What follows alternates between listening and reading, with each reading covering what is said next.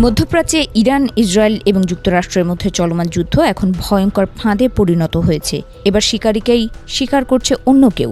এক লহমায় যাকে উপড়ে ফেলার কথা ছিল, এখন সেই শাহেনশার আসনে। তাই তো মার্কিন মিত্রদের ঘুম হারাম, কাজকর্মেও নেই কোনো আরাম। পারস্য উপসাগরের প্রবেশপথ হরমুজ প্রণালী দিয়ে ইরানের অবরোধের ফলে কয়েক দশক ধরে বজায় থাকা স্থিতিশীলতা এখন ধ্বংসের মুখে। এই পরিস্থিতিতে মার্কিন প্রেসিডেন্ট ডোনাল্ড ট্রাম্প ইরানের বন্দরগুলো সম্পূর্ণ অবরুদ্ধ করার যে পরিকল্পনা নিয়েছেন তা নিয়ে চরম উদ্বেগ প্রকাশ করেছে দীর্ঘদিনের মার্কিন মিত্র সৌদি আরব। ওয়াল স্ট্রিট জার্নালের এক প্রতিবেদন অনুযায়ী রিয়াদ বর্তমানে ট্রাম্প প্রশাসনকে এই বন্দর অবরোধের পরিকল্পনা থেকে সরে এসে পুনরায় আলোচনার টেবিলে ফেরার জন্য ব্যাপক চাপ দিচ্ছে।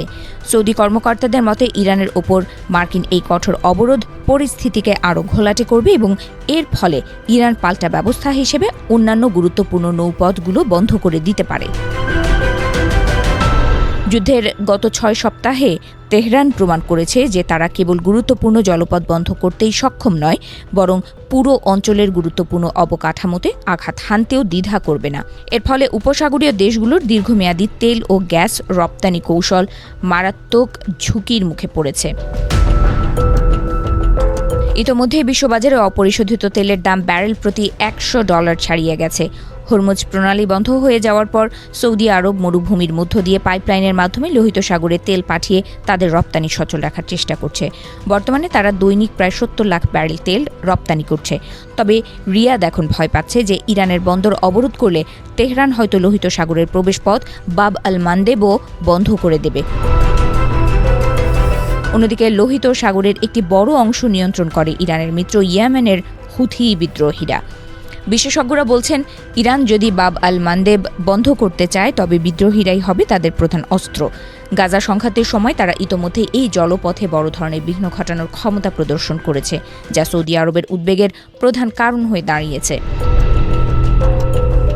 ইরানের সর্বোচ্চ নেতার উপদেষ্টা আলী আকবর বেলায়েতি সামাজিক যোগাযোগ মাধ্যমে সরাসরি হুঁশিয়ারি দিয়ে বলেছেন, হোয়াইট হাউস যদি তাদের বোকামির পুনরাবৃত্তি করে তবে তারা দ্রুতই বুঝতে পারবে যে বিশ্ব বাণিজ্য ও জ্বালানি প্রবাহ মাত্র একটি সংকেতেই স্তব্ধ করে দেওয়া সম্ভব। তেহরানের পক্ষ থেকে সাফ জানানো হয়েছে, তাদের বন্দর নিরাপদ না থাকলে এই অঞ্চলের অন্য কোনো বন্দরও নিরাপদ থাকবে না। এদিকে হোয়াইট হাউসের মুখপাত্র আনা কেলি জানিয়েছেন, প্রেসিডেন্ট ট্রাম্প হরমুজ প্রণালী পূর্ণাঙ্গভাবে উন্মুক্ত দেখতে চান এবং ইরান যাতে কোনো দেশকেই জিম্মি করতে না পারে তা নিশ্চিত করতে তারা প্রতিশ্রুতিবদ্ধ।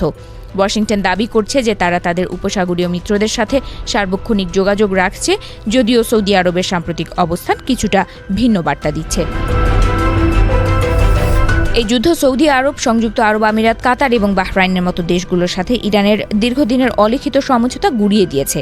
আগে অর্থনৈতিক স্বার্থে সরাসরি সংঘাত এড়িয়ে চলা হলেও এখন সরাসরি যুদ্ধ পরিস্থিতি তৈরি হয়েছে। উপসাগরীয় দেশগুলো এখন ইরানের একক আধিপত্যের অবসান চায়, কিন্তু তারা সেটি যুদ্ধের বদলে আলোচনার মাধ্যমেই সমাধান করতে বেশি আগ্রহী।